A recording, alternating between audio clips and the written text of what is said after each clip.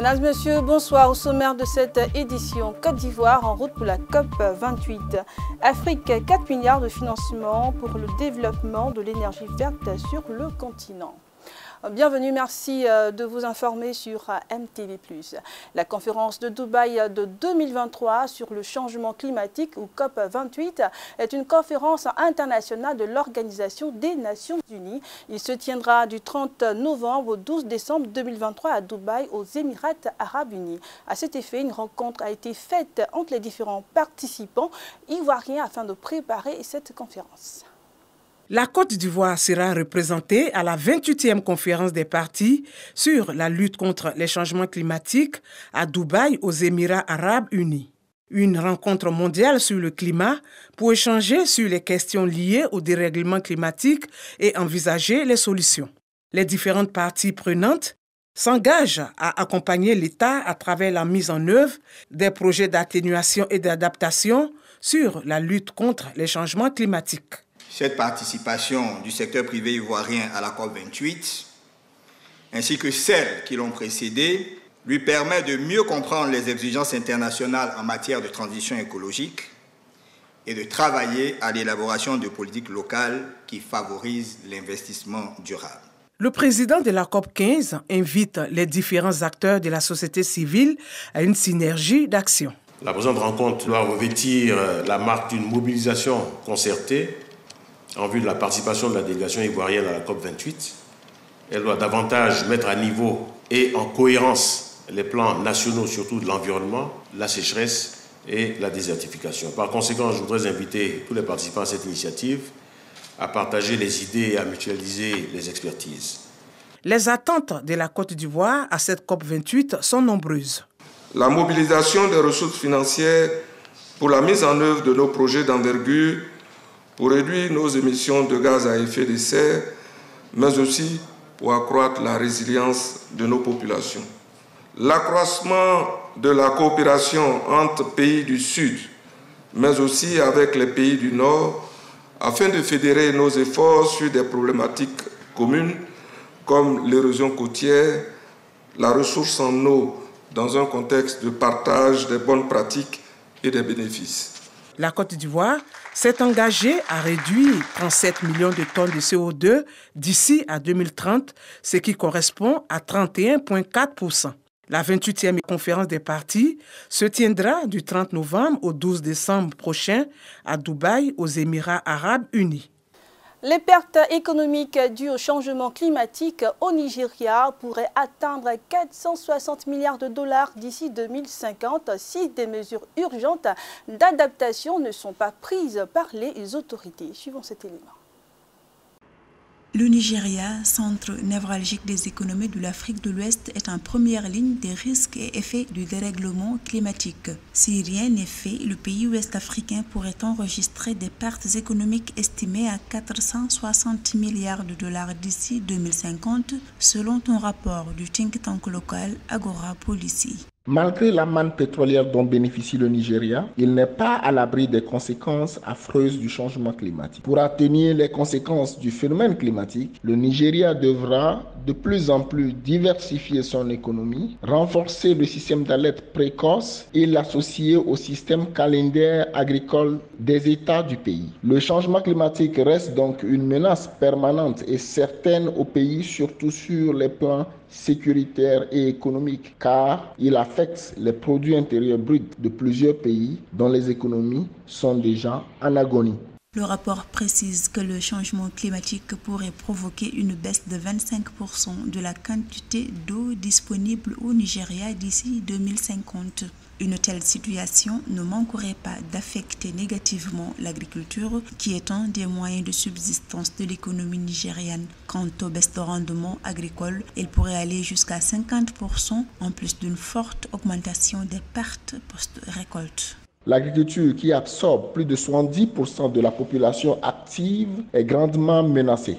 La sécurité alimentaire du pays, le plus peuplé en Afrique de l'Ouest, l'est également. Les inondations sont récurrentes et représentent une menace pour la production agricole. On pourra également mentionner les vagues de chaleur qui assèchent et détruisent les plantations agricoles. Le Nigeria devra développer des stratégies d'adaptation de son agriculture à la réalité de l'heure, mais aussi et surtout investir dans des infrastructures adéquates pour assurer la résilience des communautés. Par ailleurs, de nombreux pays du Sahel ont subi de graves inondations, dont le Nigeria. À noter qu'en 2022, les catastrophes naturelles ont causé plus de 8,5 milliards de dollars de dommages économiques en Afrique. La Zambie va bénéficier de 184 millions de dollars supplémentaires de la part du FMI, le Fonds mondial international. Cette enveloppe financière servira à la restructuration de la dette intérieure.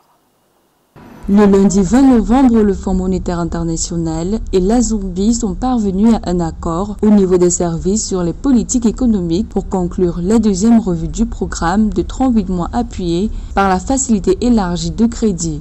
L'accord au niveau des services est actuellement soumis à l'approbation de la direction du FMI et à l'examen du conseil d'administration. À l'issue de l'examen du conseil d'administration, la Zambie aurait accès à environ 184 millions de dollars qui lui permettront, selon le FMI, de restaurer la stabilité macroéconomique et la viabilité de la dette du pays et à favoriser une croissance plus forte, plus résiliente et plus inclusive. Nous saluons l'accord sur le protocole conclu avec les créanciers officiels et les discussions en cours avec les créanciers privés pour parvenir à un accord sur le traitement de la dette. Nous attendons avec impatience les efforts continus des autorités pour parvenir à un accord avec tous les créanciers conformément aux paramètres du programme. La dette de la Zambie, qui a explosé ces dernières années, est évaluée à 32,8 milliards de dollars, dont 18,6 milliards auprès de créanciers étrangers comme la Chine, son principal prêteur. La Zambie a été le premier pays africain à faire défaut sur cette dette en 2020, après l'irruption de la pandémie de Covid-19.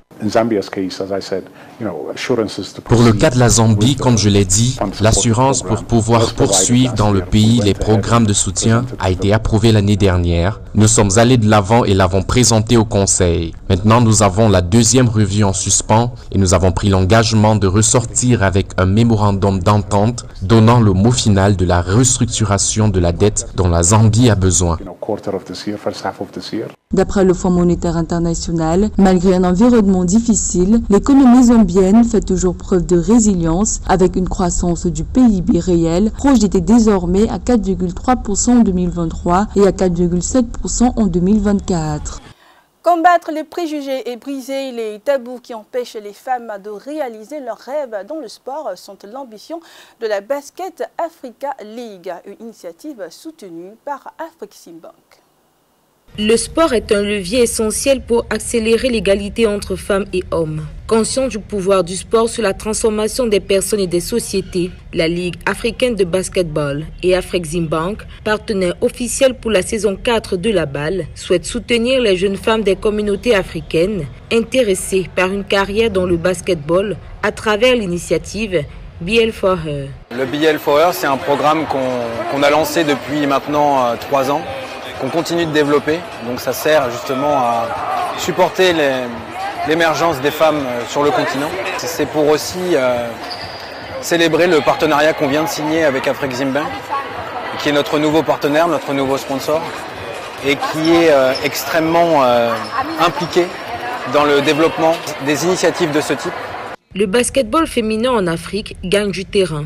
Et pour mieux valoriser la discipline, Amadou Galofal, président de la Ligue africaine de basketball, juge nécessaire l'intégration des pionnières de la discipline. Grâce aux actifs de la BAL, aux équipes et aux efforts de collaboration avec des partenaires corporatifs et communautaires, la BAL fournira un soutien financier et sensibilisera les organisations qui font avancer le programme féminin. C'est vraiment énorme pour moi parce que c'est un stade du basket où vraiment, on avait besoin de support et on impacte directement sur ça maintenant. Donc ça fait vraiment un baume au cœur d'avoir ça en ce moment. Depuis 3 ans, la BAL, à travers le camp BL for Her, s'active dans la découverte, l'émergence de nouveaux talents. C'est le cas de Alia Khaled El Chabraoui, jeune espoir qui souhaite se démarquer et perfectionner son art avec l'aide de la balle.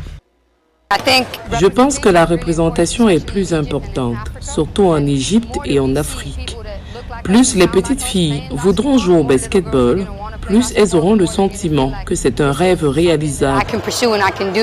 Au fil des années, la Ligue africaine de basketball a lancé plusieurs initiatives pour lutter contre l'égalité entre les genres en Afrique. Aujourd'hui, avec l'appui de la Banque africaine, Afreximbank, la BAL compte défendre l'autonomisation des jeunes femmes à travers les industries créatives et divers programmes de mentorat. Le chancelier allemand Olaf Scholz a promis ce lundi 20 novembre à Berlin, lors du G20, un sommet dédié à la promotion des investissements en Afrique, 4 milliards d'euros d'investissements dans l'énergie verte en Afrique d'ici 2030.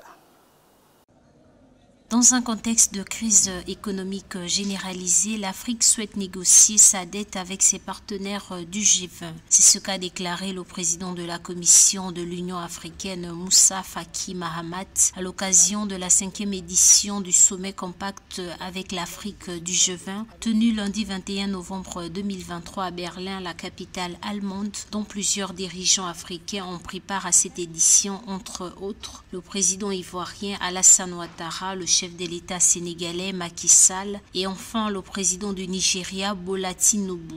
La question de la dette, effectivement, est une question importante. Maintenant que l'Union africaine est membre du G20, je crois que nous aurons cette plateforme de discuter avec l'ensemble de nos partenaires sur la question de la dette. D'abord, les taux sont très élevés. Il y a un narratif très négatif sur l'Afrique. Les notations ne sont pas justes, à notre avis, ce qui surenchérit les taux en matière d'investissement. Nous aurons souhaité que le gouvernement, comme le fait l'Allemagne, comme le font d'autres, c'est de soutenir les entreprises pour leur permettre d'investir dans les économies africaines. Moussa Faki Mahamat a exprimé des préoccupations concernant les taux d'intérêt élevés et la perception négative qui influe sur les investissements dans la région. Il a ensuite évoqué la dette africaine alors que beaucoup de pays du continent sont actuellement très endettés et s'exposent à des défauts de paiement. Le président de l'Union africaine Azali Assoumani, quant à lui, a évoqué l'importance du partenariat historique entre l'Afrique et l'Europe, en particulier avec l'Allemagne, soulignant un rôle crucial pour ce pays. J'appelle enfin à l'élargissement de l'initiative compacte avec l'Afrique à l'ensemble des pays africains pour un partenariat plus solide, plus inclusif au profit de l'ensemble du continent et de notre continent voisin, l'Europe et les autres continents.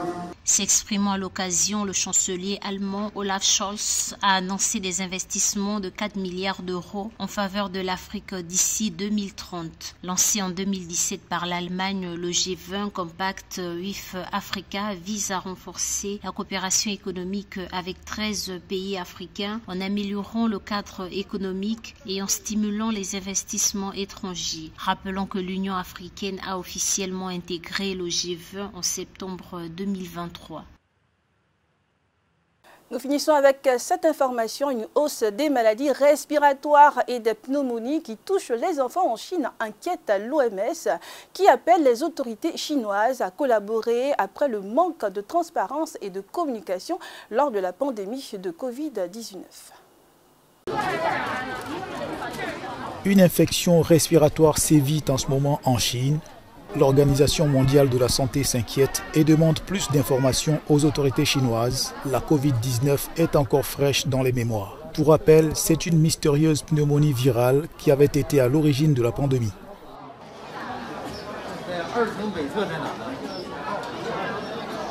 L'OMS avait reproché aux autorités chinoises leur manque de transparence lors de l'enquête sur les origines de la Covid-19, dont les premiers cas avaient été constatés en Chine fin 2019. Cette enquête n'a toujours pas abouti à une conclusion définitive.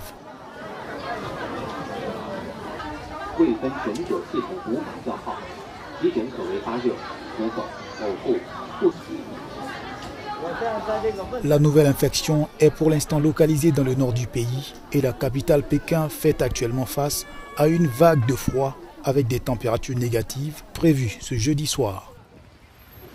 Des foules de parents d'enfants sont constatées devant l'Institut de pédiatrie de Pékin.